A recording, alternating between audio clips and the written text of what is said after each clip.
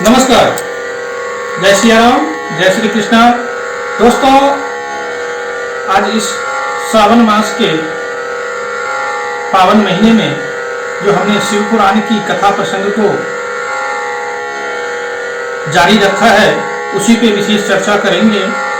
उससे पहले हम कथा श्रवण करने का क्या महत्व है, इसके बारे में बात करते हैं कि अगर कोई व्यक्ति कितना भी बड़ा दुराचारी है, पापी है, अधर्मी है, तो इसको ऐसे समझिए कि भगवान श्री कृष्ण ने अर्जुन को कहा है कि माम भजते, मतलब है कि जब से कृष्ण भगवान कहते हैं कि जब से वो मेरा नाम लेना शुरू करेगा या कथा श्रवण करना शुरू करेगा, तभी से वो साधु हो जाएगा, मेरे नजर में वो साधु बन जाएगा, उसी क्षण से वो पवित्र हो जाएगा। अपिचेत सुदुराचारो भजते माम अनन्या वाक साधु एव समन्तवय। अर्जुन, मेरी दृष्टि में वो साधु है।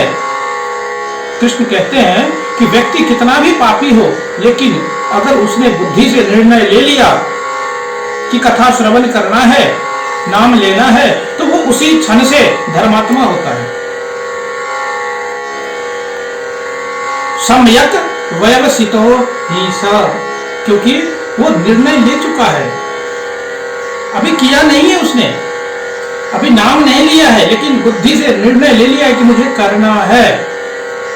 तत्क्षण उसी से समय से वो साधु हो गया। निर्णय की बहुत महत्ता है। निर्णय की डिसीजन बहुत मैटर करता है। अब ऐसे समझिए इस चीज को कि कथा श्रवण का क्या प्रभाव है कि यदि कोई घर 20 वर्षों से या 10 वर्षों से या 15 वर्षों से बंद है, अंधकार है उस घर में, और हम वहां गए और लाइट का स्विच ऑन किया, पूरा घर उजाला हो जाता है। वो ये नहीं कहता है कि आप 10 सालों से नहीं किए, इस वजह से हम थोड़ी देर के बाद या 2 घंटे के बाद से हो जाएंगे। उसी प्रकार, ठीक उसी प्रकार की हम अनन्य कई जन्मों से जो भी पाप किए हैं, जो भी पाप कर्म हुए हैं, अगर उससे मुक्त होना है तो जैसे ही भगवान का नाम संकीर्तन की कथा श्रवण करते हैं तो सभी पापों से मुक्त हो जाते हैं और वो भक्त साधु बन जाते हैं। इसी प्रकार, और इस चीज की महत्ता तो आपको पता ही है कि कलयुग केवल नाम आधारा, सुमर सुमर भव उतरहि पारा। इस कलयुग कली काल में एक नाम ही, भगवान का नाम ही एक आधार है, उसी से इस भव सागर से पार उतर सकते हैं। आइए हम फिर शिव पुराण की ओर चले। अब शिव पुराण का रूप कैसा है? यह शिव पुराण को 7 खंडों में, 7 खंडों से बनी हुई। अब वो खंड कौन कौन से हैं? विघ्नेश्वर संहिता, दूसरा रुद्र संहिता, तीसरा सप्तरुद्र संहिता, चौथा कोटि रुद्र संहिता, पांचवा उमा संहिता, छठा कैलाश संहिता, सातवां वायु संहिता। इनमें से रुद्र संहिता के 5 खंड हैं और वायु संहिता के 2 खंड हैं। शिव पुराण के माध्यम से शिव के अति नजदीक जाने की या उनके सानिध्य प्राप्त करने की कोशिश किया जा सकता है। इस महापुराण का पाठ करने से, श्रवण करने से सभी फलों को देने वाला है या देने वाला होता है। अगर हम श्रवण करते हैं, पाठ करते हैं, तो सभी फलों को प्राप्त करते हैं। शिव पुराण को श्रवण करने से मनुष्य के समस्त पापों के नष्ट हो जाते हैं तथा शिव धाम की प्राप्ति होती है। मनुष्य को चाहिए कि वह भक्ति, ज्ञान और वैराग्य से संपन्न हो और बड़े आदर से इन्हें श्रवण करे। 12 संहिता से युक्त यह दिव्य शिव महापुराण पर ब्रह्म पर परमात्मा के समान विराजमान है और गति प्रदान करने वाला है। यदि यह पाठ सावन के महीने में किया जाए, श्रवण किया जाए, तो फिर कहना ही क्या, इसका बहुत अधिक महत्व कई गुना बढ़ जाता है। आइए हम लोग कुछ विघ्नेश्वर संहिता के ऊपर में प्रकाश डालें। इसमें शिवरात्रि व्रत, पंचकृत्य, ओंकार का महत्व, शिवलिंग की पूजा और दान का महत्व पर प्रकाश डाला गया है।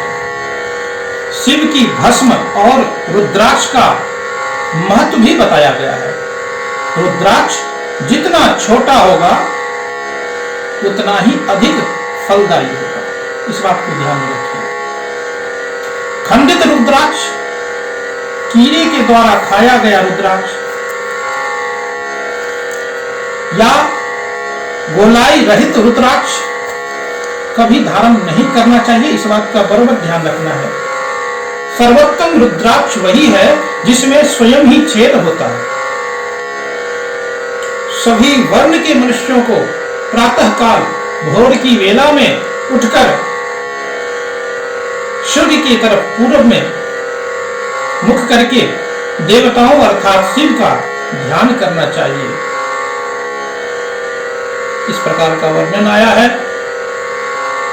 और कहा गया है कि अर्जित धन जो हम अर्जित करते हैं, धनोपार्जन करते हैं, उसके 3 भाग करने चाहिए और 3 भाग करके 1 भाग की धनराशि को धन वृद्धि में लगाना चाहिए, 1 भाग के राशि को उपभोग में उपभोग करना चाहिए और 1 भाग जो बचा उस भाग के जो धन है उसको धर्म कर्म आदि में व्यय करना चाहिए।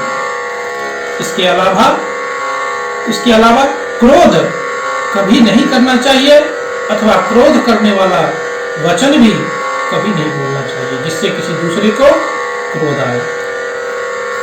तो ऐसे ही हम लोग छोटे छोटे वीडियो के माध्यम से शिव पुराण पे चर्चा जारी रखेंगे श्रावण महीने तक। उसके बाद भी हम विशेष वीडियो आप लोगों के साथ शेयर करते रहेंगे। आज के लिए बस इतना ही। जय सिया राम, जय श्री कृष्ण।